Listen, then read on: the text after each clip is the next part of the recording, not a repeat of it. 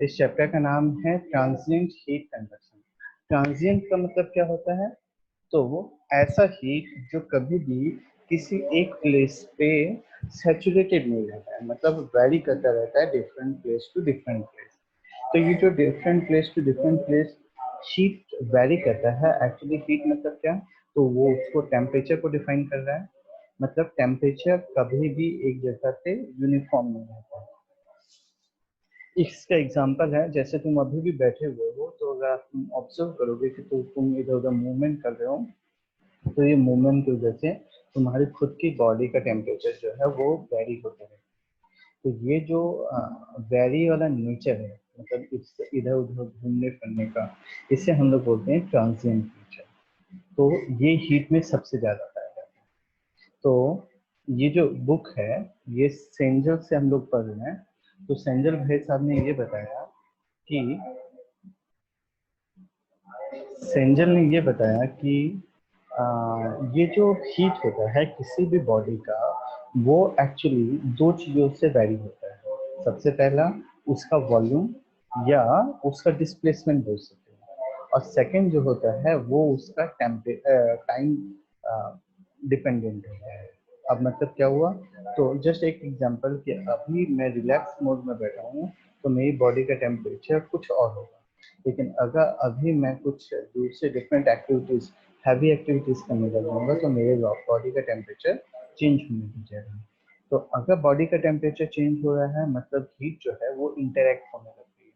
और अगर मैंने अपने बॉडी को एक सिस्टम कंसिडर किया है, तो ये सिस्टम और बाकी एटमॉस्फेयर जिसको सराउंडिंग मानेंगे, ये दोनों के बीच में इंटरेक्शन होगा, और ये इंटरेक्शन को हम लोग बोलेंगे ट्रांजिएंट हीट। इस चीज को समझाने के लिए उसने या मतलब इस एनालिसिस का मतलब बेस लिया है। लंप सिस्टम मतलब क्या होता है? लंप मतलब होता है एक गांठ। ठीक है, गांठ को कैसे उसने दिखाया? तो ये देखो, उसने एक एक एग्जांपल यहाँ पे दिया हुआ है कि मैंने एक कॉपर का बॉल लिया, और कॉपर के बॉल को जब मैंने एनालिसिस किया, तो आइडेंटिफाई हुआ कि उसका आउटर सरफेस का टेम्परेचर और इनर सरफेस का टेम्परेचर दोनों जो है वो यूनिफॉर्म ही है, और वो 70 डिग्री सेल्सियस पे है। लेकिन अगर मैंने एक रोस्टेड बीफ लिया, तो रोस्टेड बीफ को जब मैं मिडिल से काटूंगा, तो मिडिल से काटने के बाद मुझे ये आइडेंटिफाई हुआ कि इनर टेम्परेचर जो है वो 40 डिग्री सेल्सियस है, उसका आउटर मोस्ट जो है वो 90 है, और सबसे अपर मोस्ट जो टेम्परेचर है वो 110 डिग्री है। मतलब ऐसे सिस्टम्स जो ये 40, 90, 110 वैरी करेंगे, ये वो सिस्टम्स हैं जो लंप एनालिसिस में रोल प्ले नहीं कर पाए। तो रोल प्ले करने के लिए या एनालिसिस परफॉर्म करने के लिए आपको ऐसे सिस्टम्स लेने हैं जो यूनिफॉर्म रहे और टाइम डिपेंडेंट रहेंगे। तो इस जगह पे उन्होंने एक एनालिसिस किया। एनालिसिस कैसे किया? तो उन्होंने एक आर्बिट्री बॉडी ले लिया, जिसको उसने सॉलिड बॉडी नाम दिया। इस सॉलिड बॉडी का क्रॉस सेक्शन एरिया एस है, mass M, volume capital V, density rho, और उसका खुद का इनिशियल टेम्परेचर टी आई है। और एक स्टेटमेंट ये दिया कि ये जो टेम्परेचर है, ये temperature is a function of time. क्यों? क्योंकि ये टाइम डिपेंडेंट होगा, तो ये हमेशा वैरी करता रहेगा। अब जो इन्वायरमेंट को लिया गया, इन्वायरमेंट मतलब एटमॉस्फेयर को लिया गया, तो ये बॉडी और जो इन्वायरमेंट है, ये दोनों के बीच में जो इंटरेक्शन होगा वो कन्वेक्टिव हीट ट्रांसफर में होगा। कंडक्शन नहीं होगा, यहाँ पे कन्वेक्शन बोल प्ले करेगा। तो कन्वेक्शन जब बोल प्ले करेगा, तो उसका convective heat transfer coefficient H होगा, और उसका टेम्परेचर टी इनफाइनाइट होगा। मतलब टी इनफाइनाइट जो है वो आपके एटमॉस्फेयर के टेम्परेचर को दिखा रही है। क्लियर है? चलिए, तो अगर इसमें मतलब जब ये कन्वेक्टिव हीट ट्रांसफर कोफिशिएंट है, मतलब कन्वेक्शन हो रहा है, तो कन्वेक्शन के लिए Newton's law of cooling applicable होगा। तो न्यूटन्स लॉ ऑफ कूलिंग क्या कहता है? तो Q, rate of heat transfer, is proportional to area of cross section into difference in temperature. तो टेम्परेचर डिफरेंस में इन्होंने कंसीडर किया कि जो इन्वायरमेंट का टेम्परेचर है वो हायर है, इसलिए उसने उसको टी इनफाइनाइट लिखा, और जो बॉडी टेम्परेचर है वो लोअर है। मतलब इन्वायरमेंट से, मतलब गर्मी समर की बात कर रहे हैं, समर के टाइम पे आपका सराउंडिंग टेम्परेचर ज़्यादा है, बॉडी टेम्परेचर कम है, तो सराउंडिंग से बॉडी के अंदर में हीट ट्रांसफर होगा। ठीक है, ये बात समझ में आई एनालिसिस का।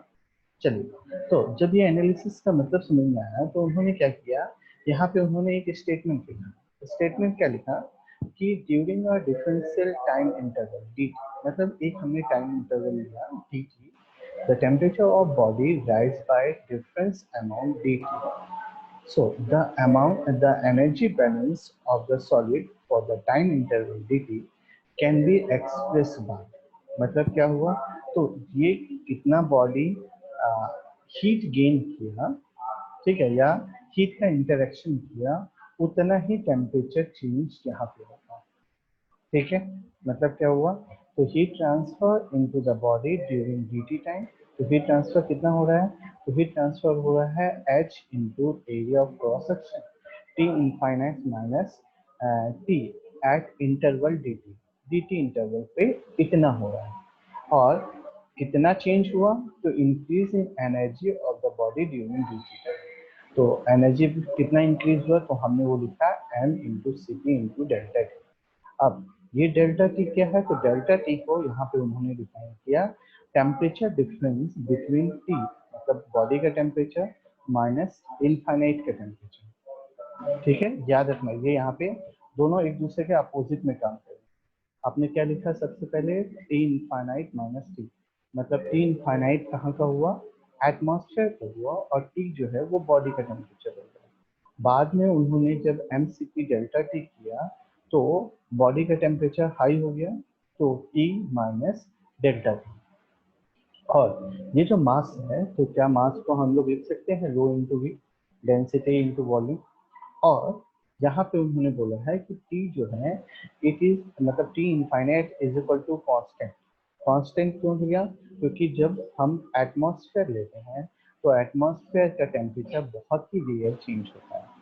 ठीक, तो अब ये देखो ये इक्वेशन जो है, ये जो इक्वेशन है उसने इस इक्वेशन को मॉडिफाई किया। मॉडिफाई कैसे किया, तो m की जगह पे उन्होंने रो भी लगा दिया, cp को एज इक्वल रहने दिया। अब इन्होंने यहाँ पे लिखा, ये लिखा यहाँ पे लिखा t माइनस टी इनफाइनाइट, और यहाँ पे लिखा हुआ है टी इनफाइनाइट माइनस टी। तो इसको भी मैं चेंज कर देता हूँ, ये लिख देता हूँ minus of T minus T infinite, दोनों सेम हो जाएगा। तो अब इसकी जगह पे मैंने ये वर्ड यूज किया, तो ये आ गया D of differentiation of T minus T infinite, और फिर इस वाले को लिखा तो टी माइनस टी इनफाइनाइट। अब ये जो ये पूरा टर्म था, ये पूरा टर्म उठ के यहाँ पे डिनोमिनेटर में आ जाएगा, तो H A upon rho into V into C P, ये अगला स्टेप आ गया। ठीक, अब उन्होंने क्या किया, इसको डिफ्रेंशिएट किया। तो जब डिफ्रेंशिएट करोगे तो ये देखो यहाँ पे लिखा हुआ है डी टी बाय टी, देख रहे हैं, अगर मैंने टी माइनस डी टी को एक अननोन क्वांटिटी एक्स की ले लेता हूँ, तो ये क्या होगा, डी एक्स हो गया, अपॉन में एक्स हो गया। तो डी एक्स अपॉन एक्स क्या होता है, लॉग एक्स, या नेचुरल लॉग लिख सकते हैं, तो नेचुरल लॉग एक्स हो गया। अब जब मैंने इसको इंटीग्रेट किया from zero to T I at any instant of time, तो ये इक्वेशन जो है वो इस तरीके से कन्वर्ट होता है, बराबर है। और इसी के साथ ये जो डी टी था, डी टी क्या हो जाएगा, तो टी बन जाएगा, तो मैंने उसको यहाँ पे टी वर्ड। अब यहाँ पे याद करने वाली बात है कि ये जो पूरा फंक्शन है ना, इस पूरे फंक्शन को मैंने एक अननोन क्वांटिटी ले लिया, क्योंकि एच ए रो बी और सी टी ये सब कुछ कांस्टेंट वैल्यूज है, मतलब फिक्स वैल्यू, ये कभी चेंज नहीं होगी। तो जब चेंज नहीं होगी तो उसको मैंने एक अननोन क्वांटिटी बी लिया, स्मॉल बी। और अगर मैं यहाँ से नेचुरल लॉग को हटाऊंगा, तो ये अगर यहाँ से हटा तो ये आ जाएगा e raise to power minus B into T, ये देखो। ठीक है, मैंने क्या किया, नेचुरल लॉग को यहाँ से हटाया, तो यहाँ से हटाने की वजह से इसके अपोजिट डायरेक्शन में ई रेज टू पावर आ जाएगा। अब बी की वैल्यू क्या है, तो हमने H A upon rho B C, जो पूरा का पूरा कांस्टेंट टर्म है, इसलिए उसको हमने एक नया आर्बिट्री कांस्टेंट दिया बी नाम से। टी टेम्परेचर है, सॉरी टाइम है, इसलिए वो वेरी करता रहेगा। इसलिए मैं उसको चेंज नहीं कर सकता।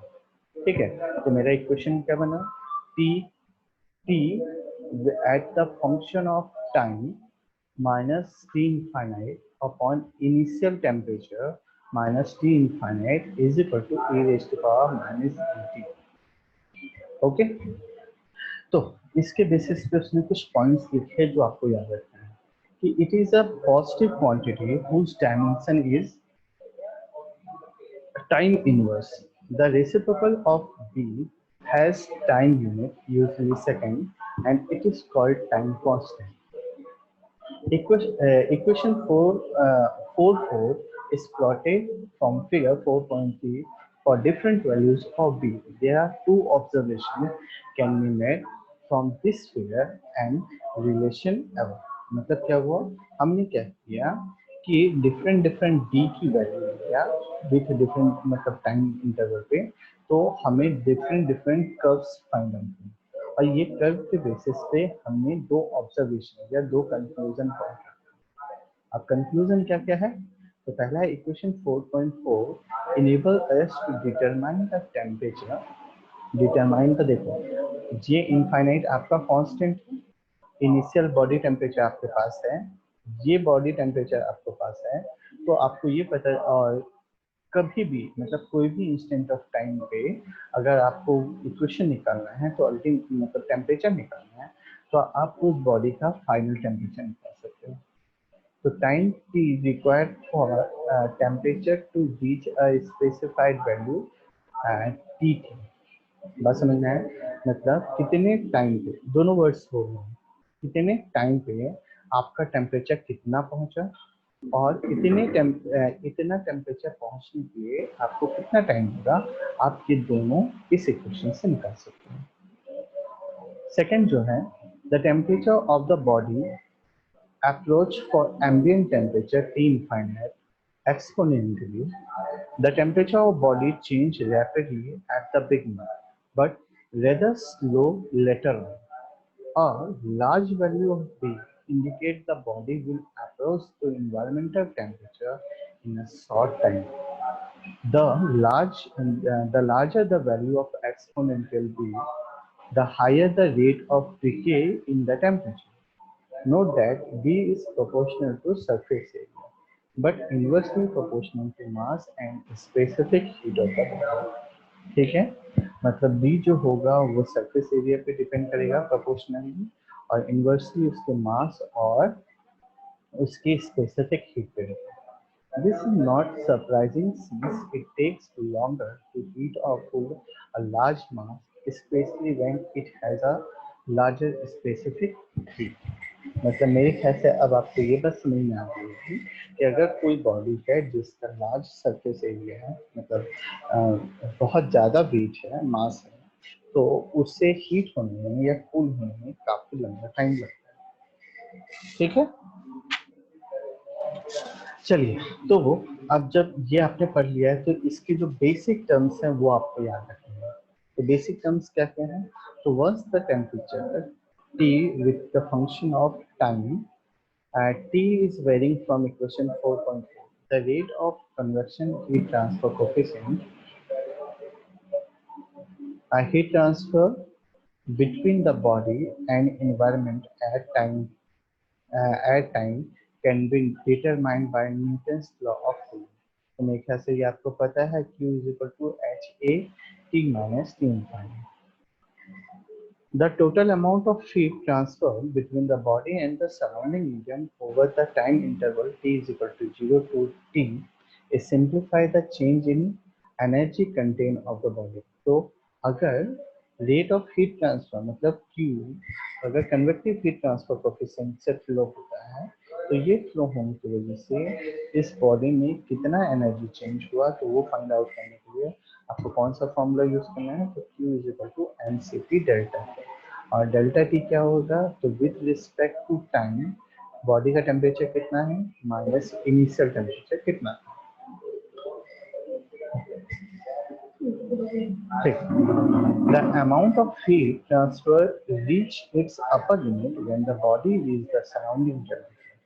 Therefore, the maximum heat transfer between the body and surrounding मतलब क्या हुआ, देखो पहला कितना हीट ट्रांसफर करेगा, तो वो न्यूटन्स लॉ ऑफ कूलिंग में स्टेटमेंट दिया H(A)T-T ठीक है, जिसकी वजह से बॉडी में कितना टेम्परेचर राइज किया, ये कैसे आइडेंटिफाई करोगे, तो वो फॉर्मूला होगा Q=mCp T, बॉडी का फाइनल टेम्परेचर माइनस बॉडी का इनिशियल टेम्परेचर। अब तीसरा स्टेटमेंट दिया कि कितना क्वांटिटी में हीट जो है वो ट्रांसफर होगा बिटवीन सिस्टम और सराउंडिंग से। तो अगर सराउंडिंग का टेम्परेचर 30 डिग्री है और आपकी बॉडी का टेम्परेचर 20 डिग्री है, तो जब तक ये 20 डिग्री 30 डिग्री नहीं पहुंच जाए तब तक क्वांटिटी मतलब उतनी क्वांटिटी में हीट ट्रांसफर होगा। तो वो कितना हुआ, तो Q मैक्स कितना हुआ, तो mCp T infinite minus T initial.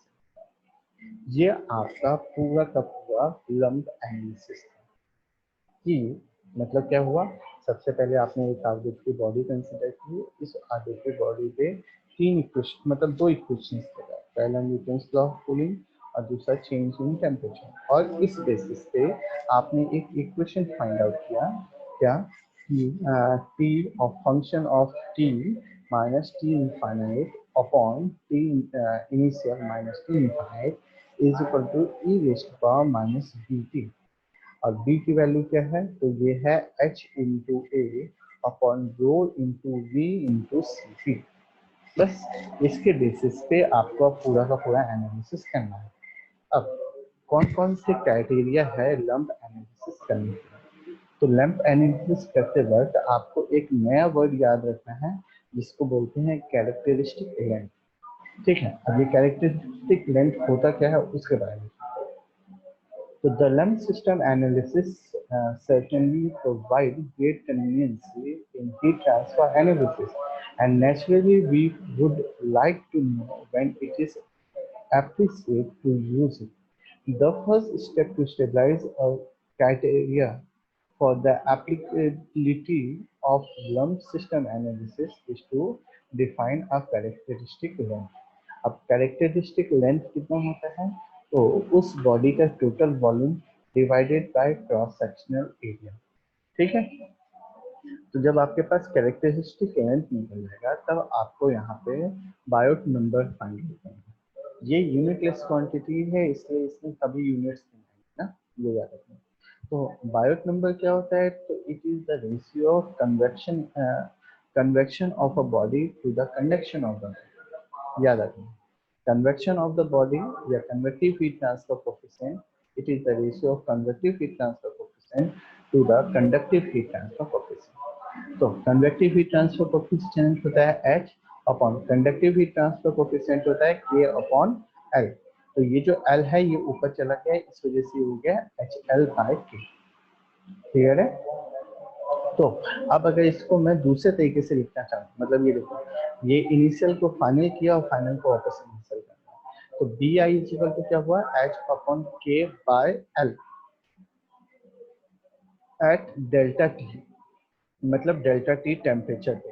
तो अब इस चीज को उसने फिर से मतलब इसी चीज को उसने दोबारा लिखने की कोशिश की है, तो क्या किया, इसको 1/h किया तो वो नीचे आ गया, और इसको L/K कर दिया, तो मतलब क्या हुआ, तो ये हुआ conduction resistance with in the body upon convection resistance at the surface of the body. ठीक है, मतलब ये अल्टीमेटली लिखने के टेक्निक से बता रहा है आपको। तो इसके बेसिस पे इसने एक बहुत लंबा चौड़ा कंक्लूजन का पार्ट दिया है, ये कंक्लूजन का पार्ट मैं आपको यहाँ पे समझाता हूँ। देखिए,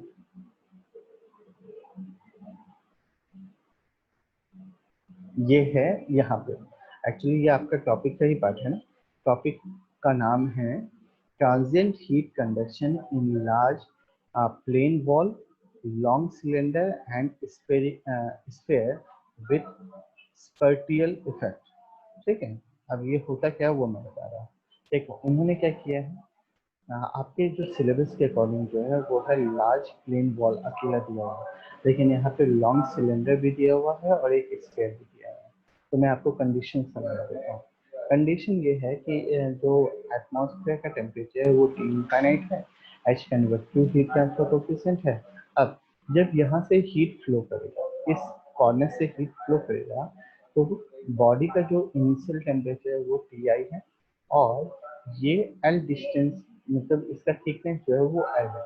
तो जब ये एल थिकनेस पे मूवमेंट करता है तो ये मूवमेंट किस हिसाब से होता है, तो ये देखिए यहाँ पे लिखा हुआ है। जब टी इनफाइनाइट मतलब ये हायर टेम्परेचर रहेगा, तो हायर टेम्परेचर जब मूव होना स्टार्ट करता है, धीरे धीरे धीरे धीरे पहले वो बढ़ता है, कहाँ तक बढ़ता है, तो उसके सेंटर तक उसको मतलब उसका टेम्परेचर जो रहता है वो हमेशा हाई रहता है।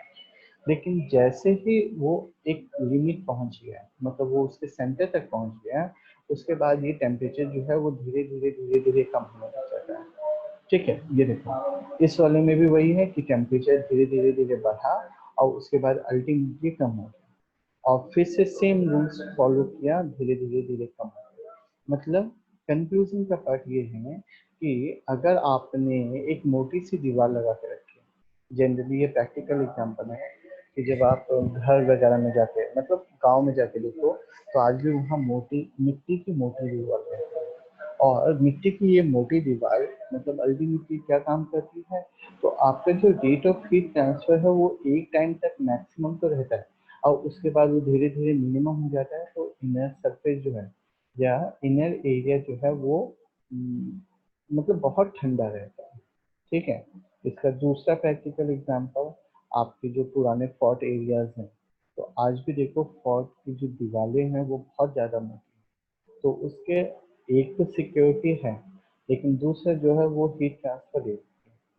क्यों? क्योंकि उसमें इतना ज़्यादा हीट ट्रांसफर मतलब थिकनेस इतना ज़्यादा होता है कि ये जो फाइनल टेम्परेचर है मतलब इन्वायरमेंट का टेम्परेचर है, वो कभी भी इनर टेम्परेचर ऑफ रूम को अफेक्ट नहीं कर पाता।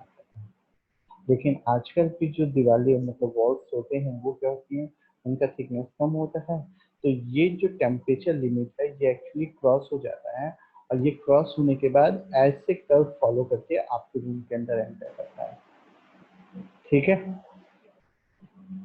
तो ये इसका मेन मोटिव था, और इसके बेसिस पे अल्टीमेटली आपका जो इक्वेशन बना, याद रखिएगा ये सारे इक्वेशन जो है वो एक्सपेरिमेंटल बेसिस पे है, इनका उन लोग ने मैथमेटिकल डेरिवेशन पार्ट नहीं दिया है।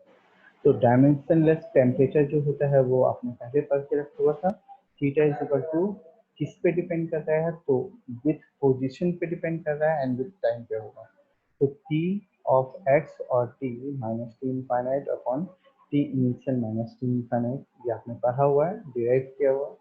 दूसरा dimensionless distance from the centre, तो डायमेंशनलेस डिस्टेंस कैसे निकालेंगे, तो ये कैपिटल x इक्वल टू क्या हुआ, तो x अपॉन एल, ये आपका यहाँ पे है, ये देखिए ये आपका एल डिस्टेंस है मतलब कितना थिकनेस है, और एक्चुअली ये आपका एल पार्ट है। मतलब इनिशियली आपका यहाँ थोड़ा सा कंफ्यूजन है, ये मैं आपको कल के दिन क्लियर कर दूंगा, यहाँ पे कुछ मिसिंग है, मैं देख के बताता हूँ तो दूसरी बार। ठीक है, तो ये आपको मैं आपको बाद में बता देता हूँ। तीसरा है डायमेंशनलेस हीट ट्रांसफर कोफिशिएंट, तो ये बायोट नंबर है, मतलब convective heat transfer upon conductive heat transfer H L by के, तो ये आपने अभी पढ़ा हुआ है। और उसके बाद लास्ट में है डायमेंशनलेस टाइम, तो डायमेंशनलेस टाइम को टाउ से डिनोट किया गया है, जो alpha T upon L square है। अब ये अल्फा टी और एल क्या है, तो ये डिफरेंट डिफरेंट बॉडी कंडीशंस के डिफरेंट डिफरेंट मतलब होते हैं। क्या हुआ, तो थीटा, थीटा जो फंक्शन है एक्स और theta is equal to this one is equal to A one E raise to power minus lambda square into tau cos lambda one X upon L. मतलब क्या हुआ, तो जब एनालिसिस किया गया किसका, प्लेन वॉल का सिलेंडर का स्फीयर का, कब, तो x is equal to zero, R is equal to zero, और x मतलब r is equal to zero, तो उसके बेसिस पे उन्होंने टेम्परेचर फाइंड आउट किया, theta naught is equal to this one is equal to A one E raise to power minus lambda square into tau. तो जब ये equation derive किया गया, ठीक है, डिराइव नहीं किया गया, इक्वेट मतलब निकाला गया, प्रोड्यूस किया गया, तब उन्होंने यहाँ पे हेल्सलर चार्ट बनाया। ये हेल्सलर चार्ट अब आपका कितना बायोट नंबर आया, उसके बेसिस पे कितना लैम्डा की वैल्यू होगी और उसका एरिया ऑफ क्रॉस सेक्शन कितना होगा, उसी तरीके से सिलेंडर का, उसी तरीके से स्फीयर का, इस तरीके से वो धीरे धीरे धीरे सारी वैल्यूज फाइंड आउट किया, ठीक है। और इस बेसिस पे उन्होंने ये एक चार्ट प्लॉट किया। चार्ट प्लॉट करने का रीजन क्या था, तो अल्टीमेटली आपको टाउ निकालना था कि अगर आपके पास थीटा नॉट की वैल्यू दी हुई है, आपके पास अगर टाउ दिया हुआ है या एच मतलब H upon sorry K upon H L is equal to 1 by Biot number दिया हुआ है, तो उसके बेसिस पे आप टाउ की वैल्यू फाइंड आउट कर सकते हो और ये दोनों के बीच में रिलेशन मतलब अल्टीमेटली इक्वेट कर सकते हो। ये पूरा का पूरा एनालिसिस का पार्ट है। बस इसी के साथ आप नीचे जाते जाओगे तो डिफरेंट डिफरेंट सेक्शंस के लिए डिफरेंट डिफरेंट बायोट नंबर देके रखा है एट डिफरेंट टाइम इंटरवल, तो उस बेसिस पे आप पूरा का पूरा इक्वेशन निकाल लीजिए। ठीक है,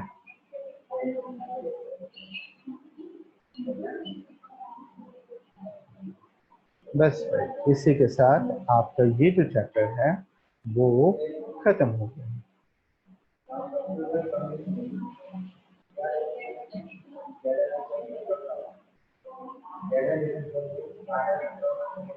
अब इसके न्यूमेरिकल्स का पार्ट रहेगा तो देखिए कल अपन करेंगे। आज के लिए इतने काफी है। ओके।